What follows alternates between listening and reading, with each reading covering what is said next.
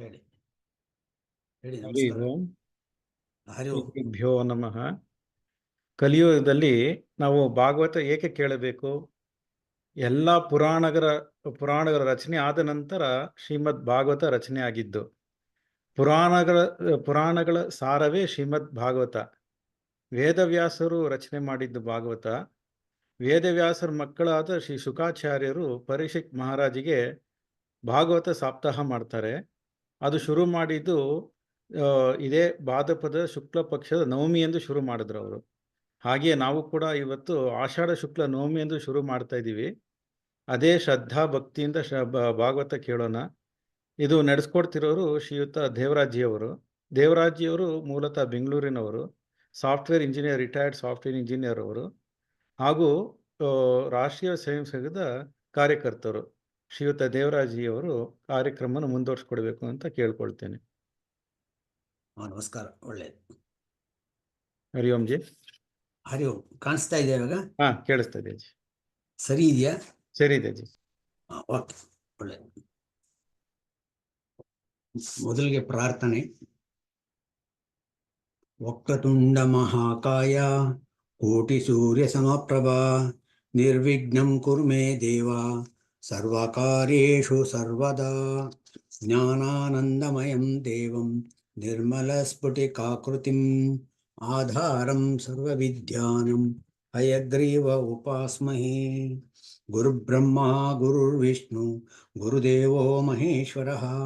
ಗುರುಃ ಸಾಕ್ಷಾತ್ ಪರಬ್ರಹ್ಮ ತಸ್ಮೈ ಶ್ರೀ ಗುರುವೇ ನಮಃ. ನಾಮ ಸಂಕೀರ್ತನಂ ಯಸ್ಯ ಸರ್ವಪಾಪ ಪ್ರಣಾಶನಂ ಪ್ರಣಾಮೋ ದುಃಖಶಮನಸ್తం ನಮಾಮಿ ಹರಿಂ ಪರಂ. ನಾರಾಯಣಂ ನಮಸ್ಕೃತ್ಯ ನರಂ ಚೈವ ನರೋತ್ತಮಂ ದೇವೀಂ ಸರಸ್ವತೀಂ ವ್ಯಾಸಂ ತತೋ ಜಯಮುದೀರಯೇತ್. ವೇದೇ ರಾಮಾಯಣೇ ಚೈವ ಪುರಾಣೇ ಭಾರತೆ ತಥಾ ಆದೌ ಅಂತ್ಯಾ ಚ ಮಧ್ಯೆ ಚ ವಿಷ್ಣು ಸರ್ವತ್ರ ಗೀಯತೆ. ಮನೋಜವಂ ಮಾರುತತುಲ್ಯವೇಗಂ ಜಿತೇಂದ್ರಿಯಂ ಬುದ್ಧಿಮತಾಂ ವರಿಷ್ಠಂ ವಾತಾತ್ಮಜಂ ವಾನರಯೂಥಮುಖ್ಯಂ ಶ್ರೀರಾಮದೂತಂ ಶಿರಸಾ ನಮಾಮಿ. ವಸುದೇವಸುತಂ ದೇವಂ ಕಂಸಚಾನೂರಮರ್ದನಂ ದೇವಕೀ ಪರಮಾನಂದಂ ಕೃಷ್ಣಂ ವಂದೇ ಜಗದ್ಗುರುಂ. ಇವಾಗ ಭಾಗವತದ ಮಂಗಳಾಚರಣೆ. ಜನ್ಮಾದ್ಯಸ್ಯ ಯತೋನ್ವಯಾದಿ ಇತರತಶ್ಚ ಅರ್ಥೇಷು ಅಭಿಘ್ನಸ್ವರಾಟ್ ತೇನೇ ಬ್ರಹ್ಮ ಹೃದಯ ಆದಿ ಕವಯೇ ಮುಖ್ಯಂತಿ ಯಂ ಸೂರಯಃ. ತೇಜೋ ವಾರಿ ಮೃದಾಂ ಯಥಾ ವಿನಿಮಯೋ ಯತ್ರ ತ್ರಿಸರ್ಗೋ ಮೃಷಾ ಧಾಮ್ನಾ ಸ್ವೇನ ಸದಾ ನಿರಸ್ತಕೋಕಂ ಸತ್ಯಂ ಪರಂ ಧೀಮಹಿ. ಕೃಷ್ಣ ಪರಮಾತ್ಮ ವೇದವ್ಯಾಸ ದೇವರಿಗೆ, ಶುಕಮಹಾಮುನಿಗಳಿಗೆ ಹಾಗೂ ಎಲ್ಲ ಗುರು ಹಿರಿಯರಿಗೆ ನಮಸ್ಕಾರಗಳು. ಇಲ್ಲಿ ಸೇರುವ ಎಲ್ಲರಿಗೂ ಕೂಡ ನನ್ನ ಆದರದ ನಮಸ್ಕಾರಗಳು. ನಾವೆಲ್ಲರೂ ಕೂಡ ಪರಮ ಪವಿತ್ರವಾದ, ಶ್ರೇಷ್ಠವಾದ, ಉತ್ಕೃಷ್ಟವಾದ ಭಾಗವತ ಪುರಾಣ ಶ್ರವಣ ಮಾಡೋಕ್ಕೋಸ್ಕರ ನಾವೆಲ್ಲ ಇಲ್ಲಿ ಸೇರಿದ್ದೀವಿ. ಇದೊಂದು ಪರ್ವಕಾಲ ಅಂತ ಹೇಳ್ಬೋದು, ಪುಣ್ಯಕಾಲ. ಯಾಕೆಂತ ಹೇಳಿದ್ರೆ ವಿಶೇಷವಾಗಿ ಭಾಗವತನ ಭಾದ್ರಪದ ಮಾಸ, ಶ್ರಾವಣ ಮಾಸ, ಆಷಾಢ ಮಾಸ ಪ್ರಾರಂಭ ಮಾಡಿದ್ರೆ ಅಧಿಕ ಫಲ ಅಂತ ಹೇಳ್ತಾರೆ. ವೇದವ್ಯಾಸ ದೇವರೇ ಹೇಳಿದ್ದಾರೆ, ಅಧಿಕ ಫಲ ಅಂತ. ಆ ರೀತಿ ನಾವು ಇವತ್ತಿನ ದಿವಸ ವಿಶ್ವನಾಥ್ ಅವರು ಪ್ರಾರಂಭ ಮಾಡಕ್ಕೆ ಹೇಳಿದ್ದಾರೆ. ತುಂಬ ಒಳ್ಳೆ ಪರ್ವಕಾಲ ಇವಾಗ. ಏಕೆಂದರೆ ಭಾಗವತ ಶ್ರವಣ ಮಾಡಬೇಕಾದ್ರೆ ಅನೇಕ ಜನ್ಮಾಂತರದ ಫಲ ಇರಬೇಕಂತೆ, ಪುಣ್ಯ ಫಲ ಇರಬೇಕಂತೆ. ಎಲ್ಲರೂ ಕೇಳೋಕ್ಕಾಗಲ್ಲ, ಎಲ್ಲರೂ ಭಾಗವತನ ಶ್ರವಣ ಮಾಡೋಕ್ಕಾಗಲ್ಲ. ಅದಕ್ಕೆ ಪುಣ್ಯ ಪಡೆದಿರಬೇಕು, ಜನ್ಮಾಂತರದ ಪುಣ್ಯ ಆಗಿರಬೇಕು. ಯಾಕಂದರೆ ಮಾನವ ಜನ್ಮ ದೊಡ್ಡದು, ಅದನ್ನು ಹಾನಿ ಮಾಡಿಕೊಳ್ಳಬೇಡರು ಹುಚ್ಚಪ್ಪಗಳಿರ ಅಂತ ದಾಸ ಹೇಳಿದ್ದಾನೆ. ಅಂದರೆ ಮಾನವ ಜನ್ಮ ಬರಕ್ಕೇನೆ ಅನೇಕ ಜನ್ಮಾಂತರದ ಪುಣ್ಯದ ಕಾರ್ಯ ಮಾಡಿರ್ಬೋದು. ಅಂಥದ್ರಲ್ಲಿ ಜನ್ಮಾಂತರದ ಪುಣ್ಯದ ಫಲದಿಂದ ಭಾಗವತದ ಶ್ರವಣ ಮಾಡೋಕ್ಕೆ ಅವಕಾಶ ಕೊಟ್ಟಿದ್ದಾನೆ ದೇವರು. ಎಲ್ರಿಗೂ ಒಳ್ಳೆಯದಾಗಲಿ, ಎಲ್ರಿಗೂ ಒಂಥರ ಈ ಒಂದು ಪರ್ವಕಾಲದಲ್ಲಿ ಭಾಗವತ ಶ್ರವಣ ಮಾಡಿ ಪುನೀತರಾಗೋಣ ಅಂತ ಹೇಳ್ತಾ ಪ್ರಾರಂಭ ಮಾಡೋಣ. ಭಾಗವತ ವೇದವ್ಯಾಸ ದೇವರು ಹಾಕೊಟ್ಟಿರುವಂಥ ಪದ್ಧತಿ ಏನು ಅಂತ ಹೇಳಿದ್ರೆ, ವಿಶೇಷವಾಗಿ ಭಾಗವತ ಪುರಾಣ ಪ್ರವಚನ ಅಥವಾ ಕೇಳಕ್ಕೆ ಶ್ರವಣ ಮಾಡೋಕ್ಕೆ ಮುಂಚೆನೇ ಭಾಗವತದ ಶ್ರವಣದ ಫಲ ಏನು ಅಂತ ಹೇಳಿದ್ದಾರೆ.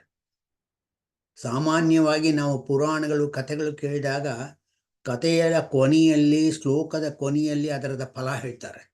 ಆದರೆ ಶುಕಮಹಾಮುನಿಗಳು ಮತ್ತು ವೇದವ್ಯಾಸವರು ಹಾಕೊಟ್ಟಿರುವಂಥ ಏನು ಅಂದರೆ ಪದ್ಧತಿ, ಭಾಗವತ ಶ್ರವಣದಿಂದ ಫಲ ಏನು, ಯಾತಕ್ಕೆ ಭಾಗವತ ಕೇಳಬೇಕು ಅನ್ನುವಂಥದ್ದು ಮುಂಚೆನೆ ಫಲ ಹೇಳಬೇಕು.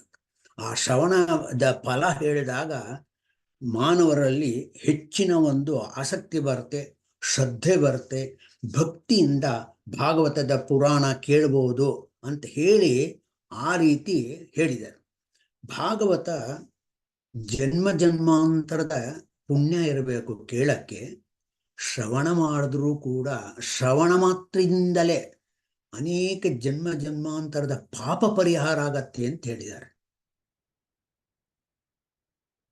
ಜನ್ಮ ಜನ್ಮಾಂತರದ ಪಾಪ ಪರಿಹಾರ ಆಗತ್ತೆ ಶ್ರವಣ ಮಾತ್ರದಿಂದಲೇ ಅಂತ ವೇದವ್ಯಾಸ ದೇವರು ಪ್ರಾರಂಭದಲ್ಲೇ, ಪುರಾಣದ ಪ್ರಾರಂಭದಲ್ಲೇ ಹೇಳಿದ್ದಾರೆ.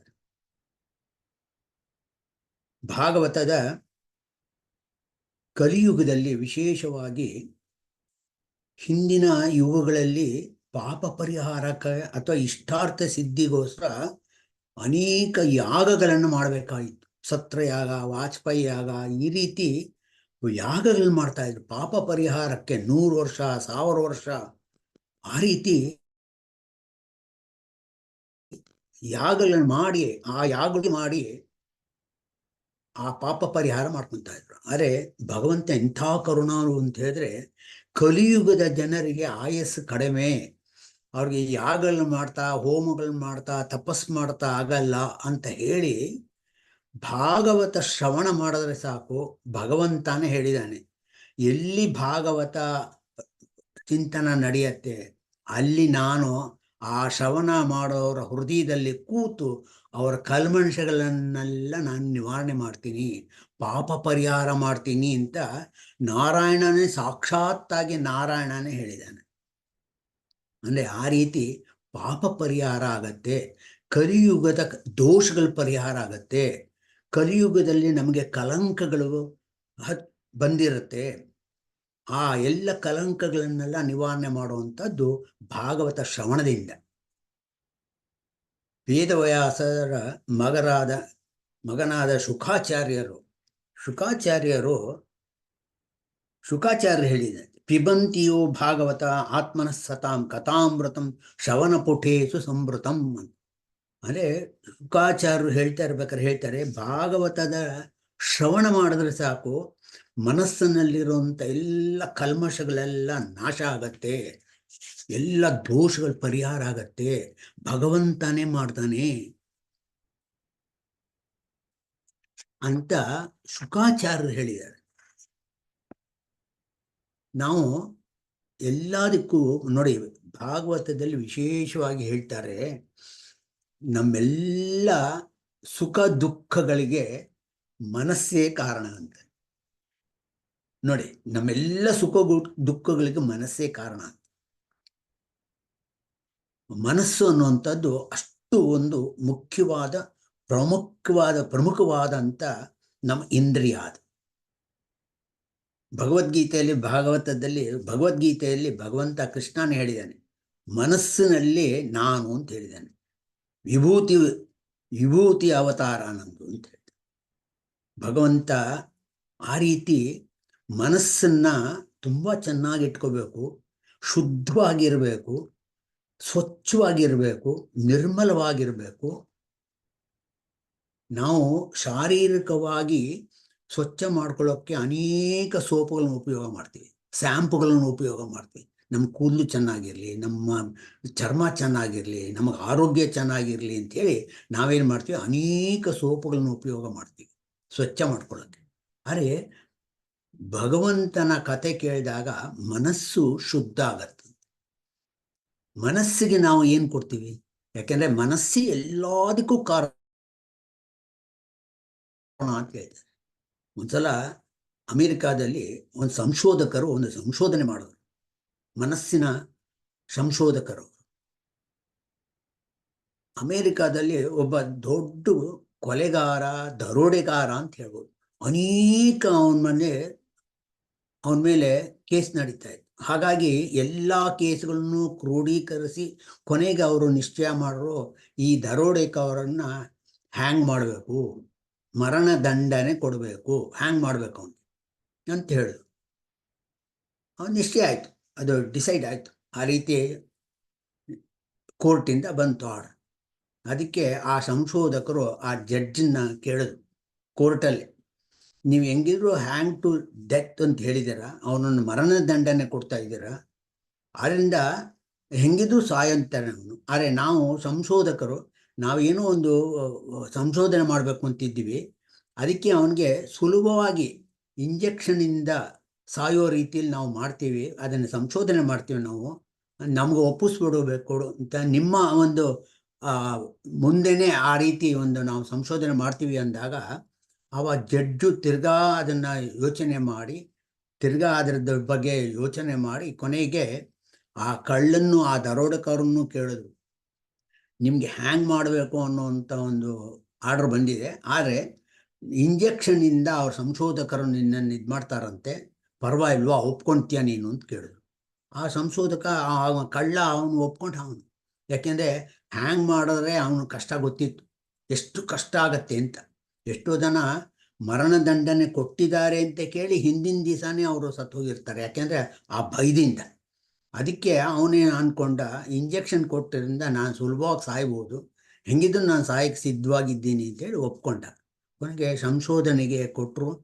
ಸಂಶೋಧನೆ ಎಲ್ಲರ ಮುಂದೆನೂ ನಡೀತು. ಕೊನೆಗೆ ಅವನಿಗೆ ಇಂಜೆಕ್ಷನ್ ಮುಖಾಂತರ ನಾವು ಕೊಡ್ತೀವಿ ಅಂತ ಹೇಳ್ಬಿಟ್ಟು ಎಲ್ಲ ಸಂಶೋಧಕರಿಗೆ, ಜಡ್ಜ್ಗಳಿಗೆ, ಡಾಕ್ಟರ್ಸ್ಗಳಿಗೆ, ಲಾಯರ್ಸ್ಗಳಿಗೆ ಎಲ್ರಿಗೂ ಕೂಡ ಅವರು ಏನು ಸಂಶೋಧನೆ ಮಾಡ್ತಾ ಇದ್ದೀವಿ ಅಂತ ಹೇಳಿದರು. ಹಾಗಾಗಿ ಎಲ್ಲರೂ ಇದ್ದರು, ಅವನನ್ನು ಕೂಡಿಸಿದ್ರು, ಅವನು ಒಪ್ಕೊಂಡ, ಇಂಜೆಕ್ಷನ್ ಕೊಡ್ತೀನಿ ಅಂತ ಹೇಳಿದ್ರು. ಕಣ್ಮುಚ್ಕೊಂಡ ಅವನು, ಹೆಂಗಿದ್ರು ನಾನು ಇಂಜೆಕ್ಷನ್ ಕೊಡ್ತಾರೆ, ನಾನು ಸಾಯ್ತೀನಿ ಅಂತ ಅವನು ಕಣ್ಮುಚ್ಕೊಂಡಿದ್ದ. ಸರಿ, ಇವರು ಇಂಜೆಕ್ಷನ್ ಕೊಡಕ್ಕೆ ಹೋದರು. ಕೊಟ್ಟಾದ್ಮೇಲೆ ಎಲ್ಲರೂ ಅಲ್ಲೇ ಇದ್ದರು. ನಮ್ಮ ಸಂಶೋಧನೆ ಒಂದು ಅರ್ಧ ಗಂಟೆ ಒಳಗೆ ನಮಗೆ ರಿಸಲ್ಟ್ ಬರುತ್ತೆ ಅಂತ ಅಂದ್ಕೊಂಡ್ರು.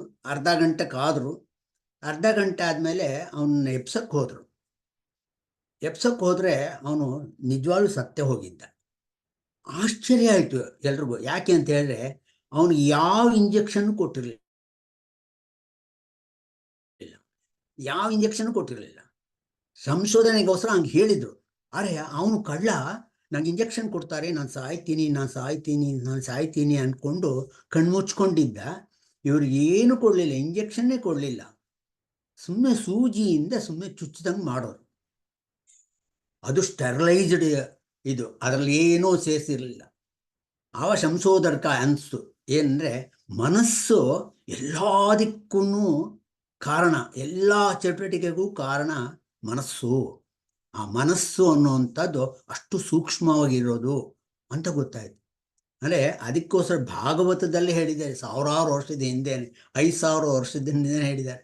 ಅಂದರೆ ಮನಸ್ಸು ತುಂಬ ಶುದ್ಧವಾಗಿರಬೇಕು.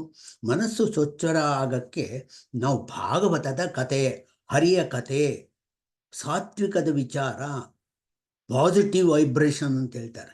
ಮನಸ್ಸಿದ್ದರೆ ಮಾರ್ಗ ಅಂತ ನಾವು ಕನ್ನಡದಲ್ಲಿ ಒಂದು ಗಾದೆನೂ ಇದೆ. ಆ ರೀತಿ ಮನಸ್ಸೇ ಎಲ್ಲದಕ್ಕೂ ಕಾರಣ ಅಂತ ಭಾಗವತದ ಕತೆ ಕೇಳಿದ್ರೆ ನಿರ್ಮಲವಾಗತ್ತೆ, ಶುದ್ಧವಾಗತ್ತೆ ಅಂತ ಹೇಳಿ ಶುಕಾಚಾರ್ಯರು ಮತ್ತು ವೇದವ್ಯಾಸ ದೇವರು ಪ್ರಾರಂಭದ ಮೊದಲಲ್ಲೇ ಹೇಳಿದ್ದಾರೆ, ಭಾಗವತದ ಪ್ರಾರಂಭದಲ್ಲೇ ಹೇಳಿದ್ದಾರೆ. ನಿಜ, ಮನಸ್ಸಿದ್ದರೆ ಮಾರ್ಗ ಅಂತ ಹೇಳ್ತಾರೆ. ಭಾಗವತದಲ್ಲಿ ಇನ್ನೂ ಒಂದು ಹೇಳುತ್ತೆ, ಯಾತಕ ಪರಿಶುದ್ಧ ಆಗಬೇಕು, ಜೀವನ ಪರಿಶುದ್ಧ ಆಗಬೇಕು ಅಂತ ಹೇಳಿದ್ರೆ ಆ ಜನ್ಮ ಜನ್ಮಾಂತರದ ಪಾಪಗಳು ಪರಿಹಾರ ಆಗತ್ತೆ ಅಂದ ಅರ್ಥ ಏನು? ಜನ್ಮ ಜನ್ಮಾಂತರಕ್ಕೆ ನಾವು ತೊಗೊಂಡು ಹೋಗುವಂಥದ್ದು ಎರಡೇ, ಪಾಪ ಅಥವಾ ಪುಣ್ಯ, ಪಾಪದ ಫಲ ಅಥವಾ ಪುಣ್ಯದ ಫಲ. ಅಂದರೆ ನಾವು ಯಾವ್ದಾದ್ರು ಒಂದು ಪಾಪದ ಕಾರ್ಯ ಮಾಡಿದರೆ ಅದಕ್ಕೆ ಶಿಕ್ಷೆ ಇಲ್ಲೇ ಆಗತ್ತೆ, ಅದಲ್ಲದೆ ಮಿಕ್ಕಿದ ಮುಂದಿನ ಜನ್ಮಕ್ಕೂ ತೊಗೊಂಡು ಹೋಗುತ್ತೆ. ಒಳ್ಳೆ ಕಾರ್ಯ ಮಾಡಿದರೆ ಅದರ ಫಲ ಈ ಜನ್ಮದಲ್ಲಿ, ಪ್ರಸ್ತುತ ಜನ್ಮದಲ್ಲಿ ಸಿಗತ್ತೆ. ಮತ್ತು ಮುಂದೆನೂ ಕೂಡ ಉತ್ತಮ ಕುಲದಲ್ಲಿ ಜನಿಸಿ ತಿರ್ಗಾ ಉತ್ತಮ ಕಾರ್ಯ ಮಾಡ್ತಾ ಮಾಡ್ತಾ ಮಾಡ್ತಾ ಮಾಡ್ತಾ ಕೊನೆಗೆ ಮೋಕ್ಷಕ್ಕೆ ಹೋಗಬೇಕು. ಆ ರೀತಿ ಜನ್ಮ ಜನ್ಮಾಂತರಕ್ಕೆ ಹೋಗುವಂಥದ್ದು ನಮ್ಮ ಆಸ್ತಿ ಅಲ್ಲ, ನಮ್ಮ ಮನೆ ಅಲ್ಲ, ನಮ್ಮ ದುಡ್ಡಲ್ಲ, ನಮ್ದು ಯಾವುದೂ ನಾವು ಮುಂದಿನ ಜನ್ಮಕ್ಕೆ ತೊಗೊಂಡು ಹೋಗೋಕ್ಕಾಗಲ್ಲ. ಅದು ಪ್ರಸ್ತುತ ಜನ್ಮಕ್ಕೆ ಮಾತ್ರ. ನಾವು ಎಷ್ಟೋ ಒಂದೆರಡು ಮೂರು ಇನ್ಸಿಡೆಂಟ್ಸು ಕೇಳಿದ್ದೀವಿ ನಾವು ಪೇಪರ್ಲಿ. ಏನಂದರೆ ಅವನು ಹುಟ್ಟಿದ ತಕ್ಷಣ ಸ್ವಲ್ಪ ದಿವಸ ಆದ ತಕ್ಷಣ ಅವನಿಗೆ ಹಿಂದಿನ ಜನ್ಮದ ಜ್ಞಾಪಕ ಬರುತ್ತಂತೆ. ಆ ಜ್ಞಾಪಕ ಬಂದು ನಾನು ಈ ಬ್ಯಾಂಕಲ್ಲಿ ಇಷ್ಟು ದುಡ್ಡು ಇಟ್ಟಿದ್ದೆ ನಾನು ಅಂತೆಲ್ಲ ಹೋಗಿ ಹೇಳ್ತಾನಂತೆ. ಅವನ ಕೊನೆಗೆ ಹುಚ್ಚಾಸ್ಪತ್ರೆಗೆ ಸೇರಿಸ್ತಾರೆ. ಯಾಕೆಂದರೆ ಸತ್ತ ಮೇಲೆ ನೀವು ಹೇಳಿದ್ರೆ ಅದು ಹುಡುಗ. ಆ ರೀತಿ ಜನ್ಮ ಜನ್ಮಾಂತರದಲ್ಲಿ ನಾವು ಬ್ಯಾಂಕಲ್ಲಿ ಇಟ್ಟಿರುವಂಥ ದುಡ್ಡು ಅಥವಾ ನಾವು ಕಟ್ಟಿರುವಂಥ ಮನೆ ಅಥವಾ ನಾವು ಬಹಿರಂಗವಾಗಿ ನಾವು ಏನೇನು ಆಸ್ತಿ ಮಾಡಿದ್ವಿ ಅದು ಯಾವುದು ಬರೋಲ್ಲ. ಭಾಗವತ ಹೇಳುತ್ತೆ ಜನ್ಮ ಜನ್ಮಾಂತರಕ್ಕೆ ನಿಮಗೆ ತೊಗೊಂಡು ಹೋಗುವಂಥದ್ದು ಏನು ಅಂದರೆ ಪಾಪ ಮತ್ತು ಪುಣ್ಯದ ಫಲ. ಒಂದು ಸಾಧು ಇದ್ದ. ಆ ಸಾಧು ಪ್ರವಾಸ ಮಾಡ್ತಾ ಇದ್ದ. ಅವ್ರ ಶಿಷ್ಯನ ಜೊತೆಗೆ ಹೋಗಿ ಊರು ಹೋಗಿ ಪ್ರವಚನಗಳು ಮಾಡುವಂಥದ್ದು, ಉಪದೇಶ ಮಾಡುವಂಥದ್ದು, ಹರಿಕತೆ ಮಾಡುವಂಥದ್ದು ಅದೆಲ್ಲ ಮಾಡ್ತಾ ಇದ್ದ. ಆ ಸಾಧು ಒಂದ್ಸಲ ಒಂದು ಹಳ್ಳಿಗೆ ಹೋದ. ಅಂದರೆ ಹೆಚ್ಚು ಕಡಿಮೆ ಗ್ರಾಮ ಇದ್ದಂಗೆ. ಅಲ್ಲಿ ತುಂಬ ಜನ ಸೇರಿದ್ರು. ಆ ಗ್ರಾಮದಲ್ಲೇ ಒಬ್ಬ ಶ್ರೀಮಂತ ಇದ್ದ. ಆ ಶ್ರೀಮಂತನೂ ಬಂದ. ಆ ಶ್ರೀಮಂತಂದು ಸ್ವಲ್ಪ ಅಹಂಕಾರ ಅದೆಲ್ಲ ಇತ್ತು. ನಾನು ಶ್ರೀಮಂತ, ಈ ಊರಿಗೆ ನನ್ನ ಮಾತೇ ಕೇಳಬೇಕು, ನನ್ನದೇ ನಡಿಬೇಕು ಅನ್ನೋವಂಥದ್ದು ದರ್ಪನೂ ಇತ್ತು. ಮುಂಚೆನೇ ಸ್ವಾಮಿಗಳಿಗೆ ಹೇಳಿದರು ಈ ಥರ ಇದ್ದಾನೆ ಒಬ್ಬ ಅಂತ, ಏನು ಯೋಚನೆ ಮಾಡಬೇಡಿ ಅಂತ ಹೇಳಿದರು. ಅವ್ರ ಕಾರ್ಯಕ್ರಮ ಮಾಡಿದ್ರು. ಆ ಮೊದಲನೇ ದಿವಸನೇ ಆ ಕಾರ್ಯಕ್ರಮ ಬಂದ. ಆ ಸಾಧು ಮುಂದೆ ಕೂತ್ಕೊಂಡ. ನೋಡಿ, ನಾನು ಈ ಊರಿನ ಶ್ರೀಮಂತ, ನೀವು ಏನು ಹೇಳಿದ್ರು ನಾನು ಮಾಡ್ತೀನಿ, ನಿಮಗೋಸ್ಕರ ನಾನು ಮಾಡಿಕೊಡ್ತೀನಿ. ಯಾಕೆಂದರೆ ನನ್ನ ಒಂದು ಪರಿಶ್ರಮ ಇಲ್ಲದೆ ಇನ್ಯಾವುದು ನಡೆಯಲ್ಲ ಇಲ್ಲಿ ಊರಲ್ಲಿ ಅಂತ ಹೇಳ್ದೆ. ಆಯ್ತಪ್ಪ ಕೂತ್ಕೊ ಅಂತ ಹೇಳಿದ್ರು. ಪ್ರವಚನ ಎಲ್ಲ ಆಯಿತು. ಸರಿ, ನಮಸ್ಕಾರ ಮಾಡಿದೆ.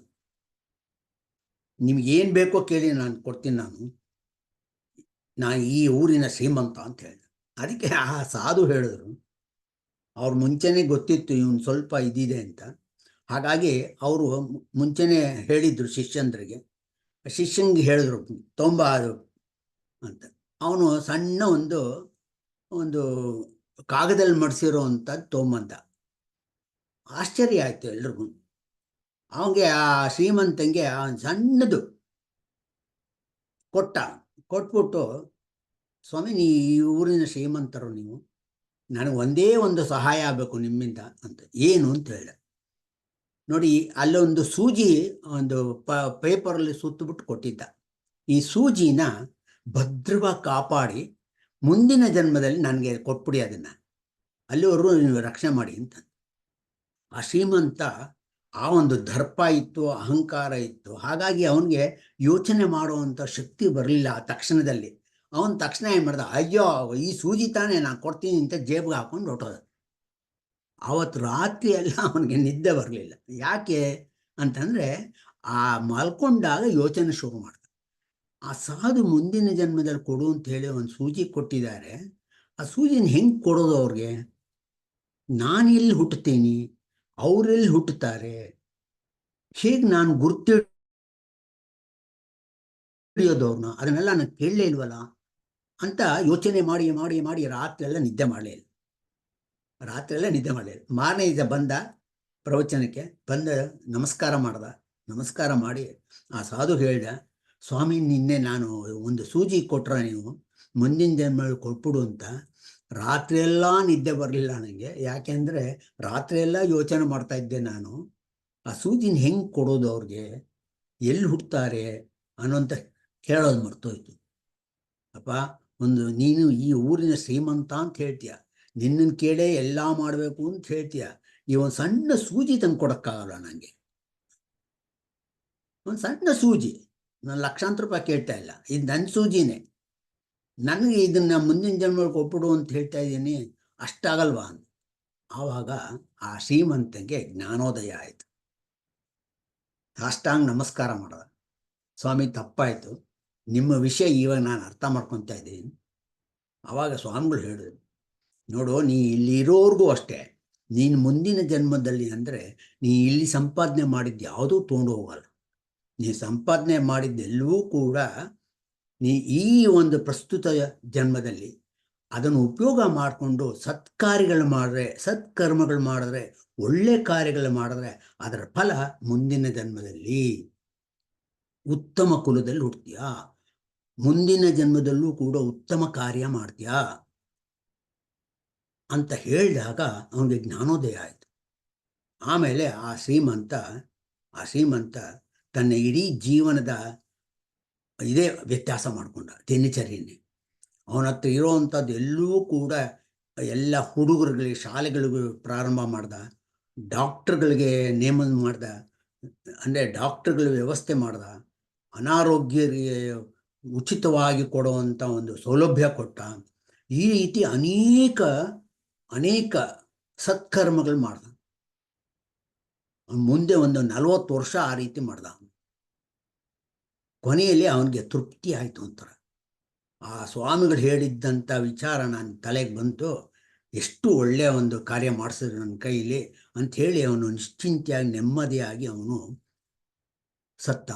ಆ ರೀತಿ ಭಾಗವತ ಏನು ಹೇಳುತ್ತೆ ಅಂತಂದರೆ, ಮುಂದಿನ ಜನ್ಮಕ್ಕೆ ತೊಗೊಂಡು ಹೋಗುವಂಥದ್ದು ಅಂತಂದರೆ, ಜನ್ಮಾಂತರಕ್ಕೆ ತೊಗೊಂಡು ಹೋಗುವಂಥದ್ದು ಏನು ಅಂತ ಹೇಳಿದ್ರೆ ಪಾಪ ಕಾರ್ಯ ಮತ್ತು ಪುಣ್ಯ ಕಾರ್ಯ. ಶ್ರವಣ ಮಾತ್ರದಿಂದಲೇ ಪರಿಹಾರ ಆಗುವಂಥದ್ದು ಯಾವುದಾದ್ರು ಒಂದಿದ್ರೆ ಅದು ಭಾಗವತ ಮಾತ್ರ. ವೇದವ್ಯಾಸ ದೇವರು ಹೇಳಿದ್ದಾರೆ, ನೀವು ಯಾವುದೇ ಸಾಧನೆ ಮಾಡ್ಬೋದು, ಆದರೆ ಶ್ರವಣದಿಂದ ಮಾತ್ರ ಪಾಪ ಪರಿಹಾರ ಆಗುವಂಥದ್ದು ಭಾಗವತ ಒಂದೇ ಅಂತ ಹೇಳಿ ಅವರು. ಆ ರೀತಿ ಭಾಗವತನ ಕೇಳಬೇಕು, ಭಕ್ತಿ ಶ್ರದ್ಧೆಯಿಂದ ಕೇಳಿದಾಗ ಭಗವಂತನೇ ಸಾಕ್ಷಾತ್ತಾಗಿ ಯಾರ್ಯಾರು ಭಾಗವತ ಕೇಳ್ತಾರೆ ಅಂಥವ್ರೆಲ್ಲರೂ ಕೂಡ ನಾನೇ ಹೃದಯದಲ್ಲಿ ಕೂತು ಪರಿಶುದ್ಧ ಮಾಡ್ತೀನಿ, ಅನುಗ್ರಹ ಮಾಡ್ತೀನಿ ಅಂತ ಹೇಳಿದೆ. ಯಾಕೆಂದರೆ ಉದ್ಧವ ಒಂದ್ಸಲ ಅವನು ಪರಂಧಾಮಕ್ಕೆ ಹೋಗೋಕ್ಕೆ ಮುಂಚೆ, ಕೃಷ್ಣ ಪರಂಧಾಮಕ್ಕೆ ಹೋಗೋಕ್ಕೆ ಮುಂಚೆ ಉದ್ಧವ ಕೇಳ್ತಾನೆ, ನಮಗೆಲ್ಲ ಗತಿ ಏನು, ಭೂಲೋಕದಲ್ಲಿರುವಂಥ ಮಾನವರಿಗೆ ಗತಿ ಏನು, ಎಂಥ ಒಂದು ಒಳ್ಳೆಯ ಇದಿತ್ತು ನಮಗೆ ಇವಾಗ, ಮುಂದಿನ ಕಲ್ಪದಲ್ಲಿ, ಮುಂದಿನ ಕಲಿಯುಗದಲ್ಲಿ ನಿನ್ನ ಅವತಾರನೂ ಇರಲ್ಲ, ಅರೆ ಯಾವ ರೀತಿ ಭಗವಂತ ನೀನು ಸಿಕ್ಕ್ಯ, ನೀನು ಮಾನವರಿಗೆ, ಜನಗಳಿಗೆ, ಮನುಷ್ಯರಿಗೆ ಅಂತ ಹೇಳಿದಾಗ ಆಗ ಕೃಷ್ಣ ಹೇಳ್ತಾನೆ ಉದ್ಧವನಿಗೆ, ನಾನು ಭಾಗವತದಲ್ಲಿ ಇರ್ತೀನಿ, ನನ್ನ ಸನ್ನಿಧಾನ ಇದೆ, ಅದರಲ್ಲಿ ಒಂದೊಂದು ಅಕ್ಷರಲ್ಲೂ ನಾನು ಅಲ್ಲಿರ್ತೀನಿ,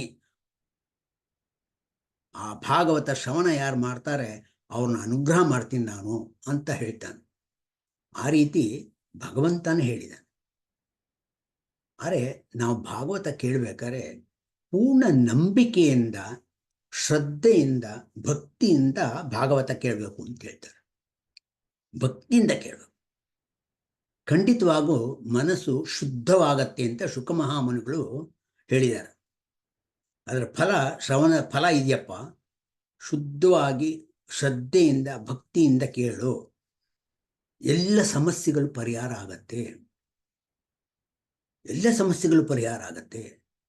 ಅಂದರೆ ಜನ್ಮಾಂತರದ ಅಷ್ಟೇ ಅಲ್ಲ, ಈ ಪ್ರಸ್ತುತ ಜನ್ಮದಲ್ಲೂ ಇರುವಂಥ ಕಷ್ಟಗಳು ಪರಿಹಾರ ಆಗತ್ತೆ ಅಂತ ಹೇಳ್ತಾರೆ. ಯಾಕೆ ಅಂತ ಹೇಳಿದ್ರೆ, ಆ ಭಾಗವತದಲ್ಲಿ ಬರುವಂಥ ಭಗವಂತನ ಕತೆ, ಕೃಷ್ಣನ ಕತೆ ಕೇಳಿದಾಗ, ಆ ಎಲ್ಲ ಅವತಾರಗಳದ್ದು ಕತೆ ಕೇಳಿದಾಗ ಭಗವಂತ ಅನುಗ್ರಹ ಮಾಡ್ತಾನೆ. ಆ ಭಾಗವತದಲ್ಲಿ ಬರುವಂಥ ಎಲ್ಲ ಮನ್ವಂತರಗಳ ಕತೆ ಕೇಳಿದಾಗ ಆ ಮನ್ವಂತರಗಳು ಕೂಡ ಆಶೀರ್ವಾದ ಮಾಡ್ತಾರೆ. ಭಾಗವತದಲ್ಲಿ ಬರುವಂಥ ಎಲ್ಲ ಋಷಿ ಮುನಿಗಳ ಕತೆಗೂ ಕೂಡ, ಭಾಗವತದಲ್ಲಿ ಬರುವಂಥ ಋಷಿ ಮುನಿಗಳು ಕೂಡ ಆಶೀರ್ವಾದ ಮಾಡ್ತಾರೆ. ಅಂದರೆ ಕಲಿಯುಗದಲ್ಲಿ ವಿಶೇಷವಾದಂಥ ಫಲ ಸಿಗುವಂಥದ್ದು ಅಧಿಕವಾಗಿ ಫಲ ಸಿಗುವಂಥದ್ದು ಭಾಗವತ ಶ್ರವಣದಿಂದ ಅಂತ ಹೇಳ್ತಾರೆ. ನೋಡಿ, ಹಿಂದಿನ ಯುಗದಲ್ಲಿ ಮಾಡುವಂಥ ಯಾಗಗಳೇನಿತ್ತು, ತಪಸ್ಸುಗಳೇನಿತ್ತು, ಅದೆಲ್ಲಕ್ಕಿಂತ ಅಧಿಕವಾದ ಫಲ ಭಾಗವತದಲ್ಲಿದೆ ಅಂತ ಹೇಳ್ತಾರೆ. ಭಾಗವತದಲ್ಲಿದೆ ಅಂತ ಹೇಳ್ತಾರೆ. ಸತ್ರಯಾಗ ಇರ್ಬೋದು, ವಾಜಪೇಯಿ ಯಾಗ ಇರ್ಬೋದು, ಯಾವುದೇ ಯಾಗಗಳು ಮಾಡಿದ್ರು ತಪಸ್ಸಿನ ಫಲ ಇರ್ಬೋದು, ಆ ಎಲ್ಲ ಫಲಗಳ, ಎಲ್ಲ ಪುರಾಣಗಳ ಆ ಫಲಕ್ಕಿಂತ ಅಧಿಕವಾಗಿ ನಾನು ಫಲ ಕೊಡ್ತೀನಿ ಅಂತ ಹೇಳಿದ್ದಾರೆ. ಅದೇ ವೇದವ್ಯಾಸ ದೇವರು ಬರೆದಿರುವಂಥದ್ದು. ಆದರೆ ಇದೆಲ್ಲ ಕೇಳಿದಾಗ ನಮ್ಗೆ ತುಂಬ ಸಂತೋಷ ಆಗತ್ತೆ. ಅವಾಗ ಶುಕ ಮಹಾಮುನಿಗಳು ಕೇಳ್ತಾರೆ, ಶುಕ ಮಹಾಮುನಿಗಳಿಗೆ ಕೇಳ್ತಾರೆ, ಯಾರು ಕೇಳಬೇಕು, ಎಷ್ಟು ಕೇಳಬೇಕು ಅಂತ ಕೇಳ್ತಾರೆ. ಅದನ್ನು ಹೇಳ್ತೀನಿ ಅಂತ ಹೇಳ್ತಾರೆ. ಎಷ್ಟು ಸಲ ಕೇಳಬೇಕು, ಯಾರು ಕೇಳಬೇಕು ಅದನ್ನು? ನಮ್ಮ ಮನಸ್ಸಿನಲ್ಲಿ ನಾವು ಚೆನ್ನಾಗಿದ್ದೀವಿ, ನಾವೆಲ್ಲ ಒಳ್ಳೆ ಕಾರ್ಯ ಮಾಡ್ತಾ ಇದ್ದೀನಪ್ಪ, ನಾನು ದೇವ್ರ ಪೂಜೆ ಮಾಡ್ತಾ ಇದ್ದೀನಿ, ನಾನು ನಮಸ್ಕಾರ ಮಾಡ್ತಾ ಇದ್ದೀನಿ, ದೇವಸ್ಥಾನಕ್ಕೆ ಹೋಗ್ತಾ ಇದ್ದೀನಿ, ನಾನು ಯಾಕೆ ಕೇಳಬೇಕು ಅಂತ ಅಲ್ಲ, ಎಲ್ಲರೂ ಕೇಳಬೇಕು ಅಂತ ಹೇಳ್ತಾರೆ. ಸಕಲ ಮಾನವರು ಕೇಳಬೇಕು ಭಾಗವತದ ಶ್ರವಣ ಅಂತ ಹೇಳ್ತಾರೆ. ಆದರೆ ನಂಬಿಕೆ ಇರಬೇಕು. ಯಾವುದೇ ಕಾರ್ಯಕ್ಕೂ, ಯಾವುದೇ ಪೂಜೆ ಮಾಡಿದ್ರು ಕೂಡ ನಂಬಿಕೆಯಿಂದ ಮಾಡಬೇಕು. ಆ ನಂಬಿಕೆಯಿಂದಾಗ ಒಂದು ಸಣ್ಣ ಘಟನೆ ಜ್ಞಾಪಕ ಬರ್ತಾನೆ. ಒಂದು ಮೆಡಿಕಲ್ ಸ್ಟೋರ್ ಇತ್ತು. ಆ ಮೆಡಿಕಲ್ ಸ್ಟೋರಲ್ಲಿ ಆ ಪ್ರಾರಂಭ ಮಾಡಿದಾಗ ಅವರ ಅಪ್ಪ ಅಮ್ಮ ಅವರೆಲ್ಲ ಇದ್ದರು. ಹಾಗಾಗಿ ಅವರು ಆ ಪ್ರಾರಂಭದ ದಿವಸನೇ ಒಂದು ಫೋಟೋ ಹಾಕಿದ್ರು, ದೇವ್ರ ಫೋಟೋ ಹಾಕಿದ್ರು, ಲಕ್ಷ್ಮೀ ನಾರಾಯಣ ಇದೆಲ್ಲ ಫೋಟೋ ಹಾಕಿದ್ರು ಅವರು, ಗಣೇಶ ಸರಸ್ವತಿ ಎಲ್ಲ. ಅದಕ್ಕೆ ಪೂಜೆ ಮಾಡಿ ಅವರ ಅಪ್ಪನೇ ಹಾಕ್ಕೊಟ್ಟಿದ್ದು, ಆ ಅಂಗಡಿ ತೆಗೆಸ್ಕೊಟ್ಟಿದ್ದು. ಹಾಗಾಗಿ ಮೆಡಿಕಲ್ ಸ್ಟೋರಲ್ಲಿ ಪ್ರಾರಂಭದ ದಿವಸನೇ ಪೂಜೆಯಿಂದ ಪ್ರಾರಂಭ ಆಗಿ ಅವ್ರ ಮಗನಿಗೂ ಹೇಳ್ತಾ ಇದ್ರು, ಪ್ರತಿನಿತ್ಯ ನಮಸ್ಕಾರ ಮಾಡೋ ದೇವರಿಗೆ ಅಂತ. ಆದರೆ ಅವನು ಸ್ವಲ್ಪ ತಿರುಗೇಟ್ ಕೊಡ್ತಾ ಇದ್ದ. ದೇವರಿಲ್ಲ ಏನಿಲ್ಲ, ನಾವು ಕೆಲಸ ಮಾಡಿದ್ರೆ ನಮ್ಗೆ ಫಲ ಸಿಗುತ್ತೆ, ನಾವು ಮಾಡೋದು ಮಾಡಬೇಕು ಅಂತ ಹೇಳ್ತಾರೆ. ನಿಜ, ಕಾರ್ಯ ಮಾಡಲೇಬೇಕು. ಕರ್ಮಣ್ಣೇ ವಾದಿಕಾರಸ್ತು ಮಾ ಫಲೇಶು ಕದಾಚನ ಅಂತ ಕೃಷ್ಣನೇ ಹೇಳಿದ್ದಾನೆ ಭಗವದ್ಗೀತೆಯಲ್ಲಿ. ಕಾರ್ಯ ಮಾಡಬೇಕು, ಆದರೆ ನಂಬಿಕೆಯಿಂದ ಕಾರ್ಯ ಮಾಡು. ದೇವ್ರು ಇದ್ದಾನೆ, ದೇವ್ರು ಮಾಡಿಸ್ತಾ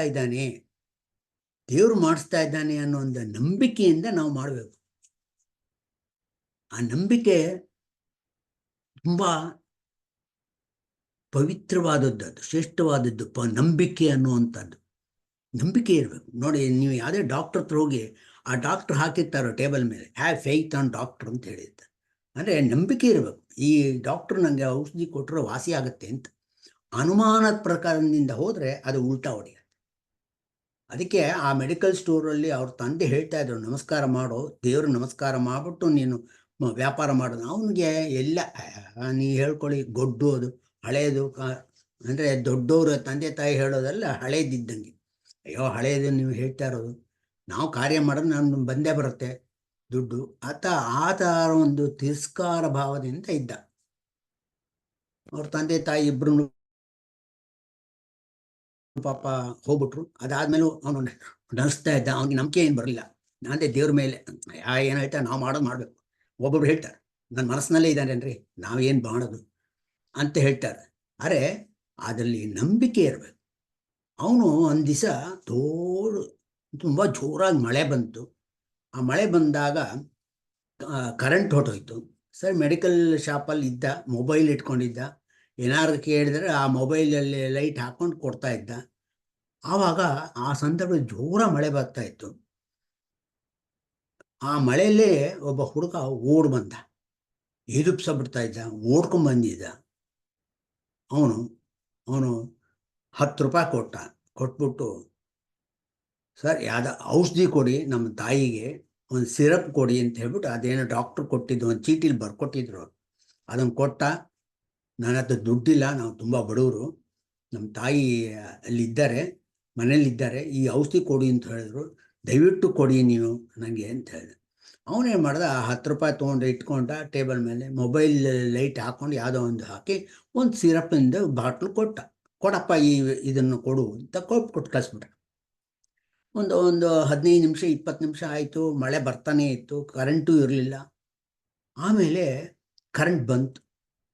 ಕರೆಂಟ್ ಬಂದು ಅಂದಾಗ ಅವನು ಏನು ಮಾಡ್ದ, ನಾನು ಏನು ಕೊಟ್ಟಿದ್ದೀನಿ ಆ ಹುಡುಗನಿಗೆ ಅಂತ ನೋಡಿದ್ರೆ ಗಾಬರಿ ಆಗೋಯ್ತು ಅಂದೆ. ಯಾಕೆ ಅಂತ ಹೇಳಿದ್ರೆ ಅವನ ಕತ್ಲಲ್ಲಿ ಏನಾದ ಆ ಮೊಬೈಲ್ ಲೈಟಲ್ಲಿ ಎಷ್ಟು ಕಾಣಿಸ್ತೋ ಏನೋ ಗೊತ್ತಿಲ್ಲ, ಯಾವುದೋ ಒಂದು ಸಿರಪ್ ಅಂತ ಹೇಳ್ಬಿಟ್ಟು ಕ್ರಿಮಿಕೀಟಗಳನ್ನ ಹಾಕುವಂಥ ಒಂದು ಸಿರಪ್ ಇರುತ್ತೆ, ಆ ವಿಷದ ಒಂದು ಬಾಟ್ಲು, ಆ ಕ್ರಿಮಿಕೀಟಗಳಿಗೆ ಹಾಕುವಂಥದ್ದು ಸಿರಪ್ ಕೊಟ್ಬಿಟ್ಟಿದ್ದ.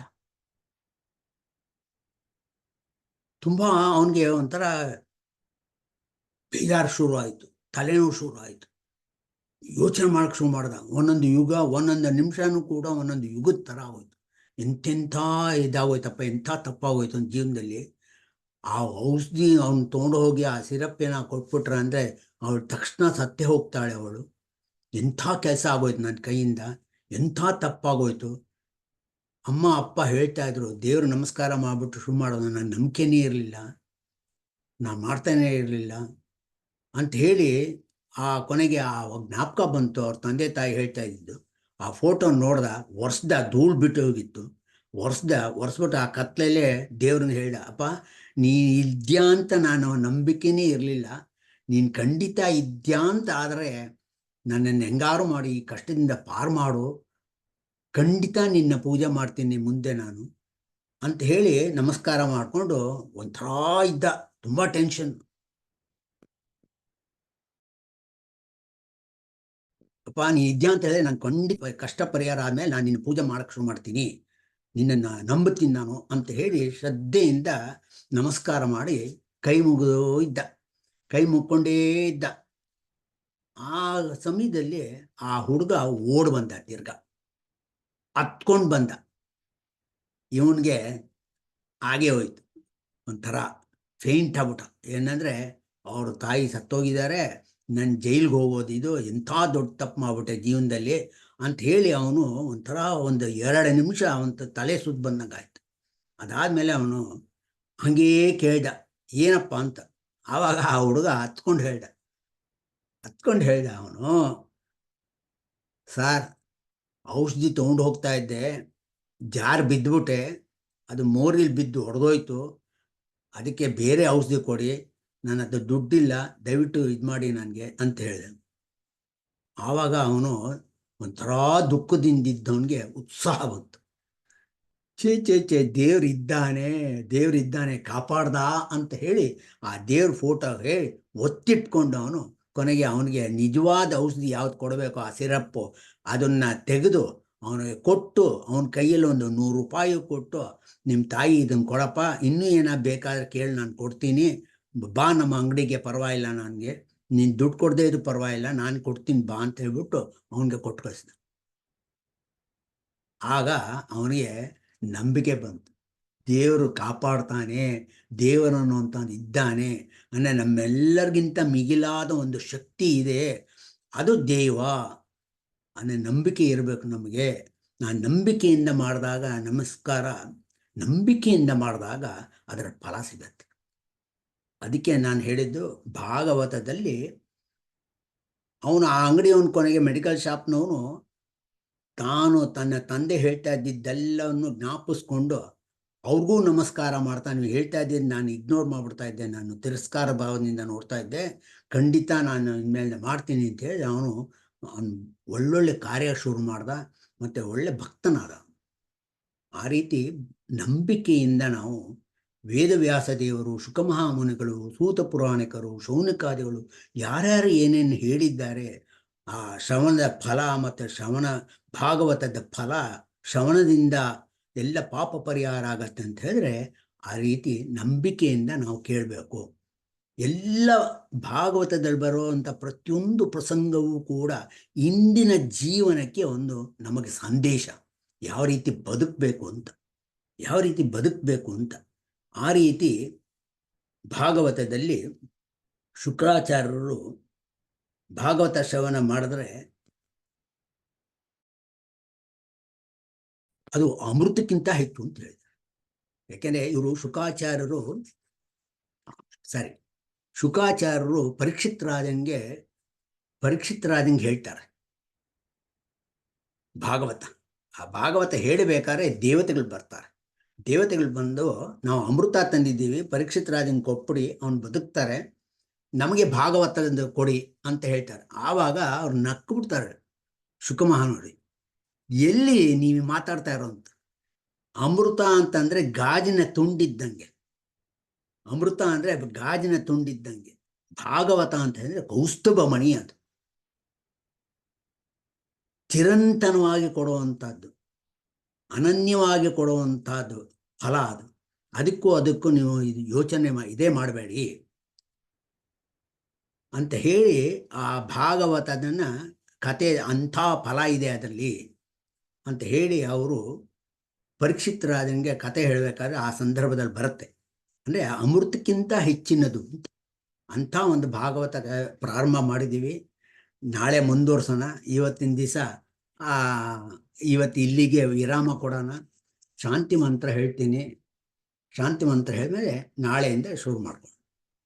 ಓಂ ಸರ್ವೇ ಭವಂತು ಸುಖಿನಃ, ಸರ್ವೇ ಸಂತು ನಿರಾಮಯ, ಸರ್ವೇ ಭದ್ರಾಣಿ ಪಶ್ಯಂತು, ಮಾ ಕಶ್ಚಿತ್ ದುಃಖ ಭಾಗ್ ಭವೇತ್.